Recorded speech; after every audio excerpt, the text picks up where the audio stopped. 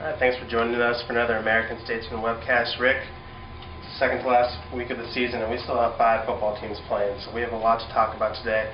Let's start off with the Class 5A Division II semifinals. We got Westlake, we got Cedar Hill. What do you think is going to happen in this game? Well, I'm learning not to bet against Westlake, and 4 in a row after a 6-4 season.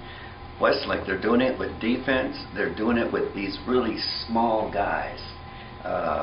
It's like 7 linebackers running right at you, the front 7. But the defensive backfield has been playing extremely well. John Dodd, Jack Meredith, Derek Cohen, Alec Cohen. Those guys have just sort of manhandled the opposition. This is a team that they're playing almost identical to last week's, playing a West team, and they score a lot, but they give up a lot. They've given up 28 points a game, which is a lot for a team this far in the playoffs. I'm going with Westlake.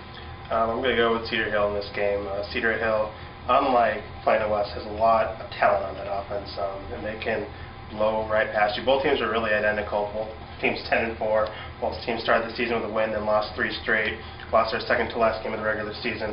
But this Plano West team, they have a running back that's going to Texas A&M as an athlete, a wide receiver is going to Texas A&M, a wide receiver that's going to Iowa State, and a quarterback is going to Arkansas State. So that's a lot of talent on the offense. I think it's just a little bit too much talent. But if Westlake does have a chance, it's going to come because that defense is allowing a lot of points, and Westlake is probably coming off their best offensive game of the year. But I'm going to go with Cedar Hill in this one. You did your homework. I did. All right, our other 2 games, we said we had 5 teams. We only have 2 more games to talk about. Both feature 4A teams. We got the Class 4A Division 1, the Class 4A Division 2.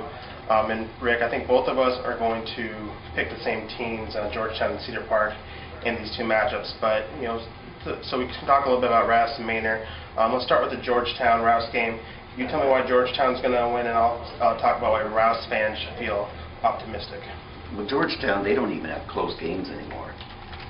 Jake Humanek, the quarterback, he's got about 45 touchdown passes, maybe 5 interceptions. Their defense has been outstanding. They've been on a roll since day 1. I just don't see anybody stopping them. It's almost like they're a 5A team still from last year, and I just don't see them losing. I think they're going to win state. If I'm a Rouse fan, I'm pretty optimistic because my offense, Justin Pell, fine quarterback, has 18 touchdown passes this season.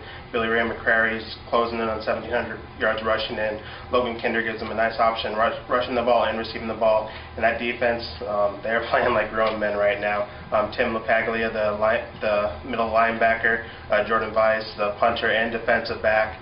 The last 3 games, they've allowed 21 points. The last 5 games, they've forced 21 turnovers.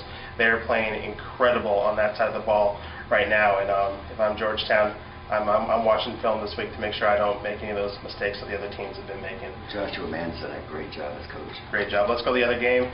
We're both picking Cedar Park, but why don't you talk about why Cedar Park's going to win this one?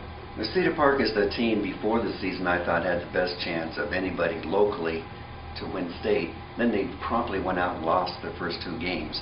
But I'll say this about them. They're one of the teams that has gotten progressively better every week. They have not even plateaued yet. In their last 5 games, they're averaging 40 points. They're giving up only 10 points a game during that time. I just think they're so strong defensively.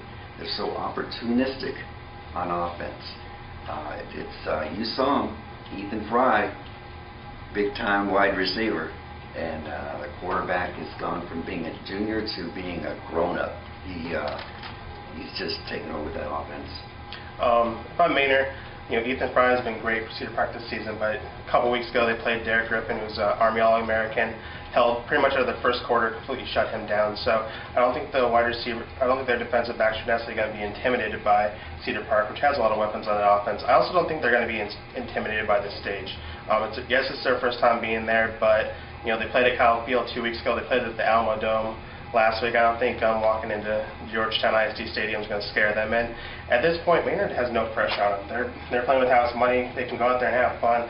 The pressure is all on Cedar Park, and I think the Maynard kids know that. They're going to be loose. Tyrone Owens, their running back, is a really good running back, over about 600 yards in the playoffs so far. And the thing with Maynard, though, is they can't make mistakes. Cedar Park is way too good of a team to make mistakes. Maynard's turned the ball over 10 times in the playoffs, and they just cannot do that if they're going to if they're going to beat Cedar Park. But I think this is going to be an entertaining game, and I think Cedar Park though is going to be in Arlington next weekend. You talk about coaching jobs, Thad Jackson.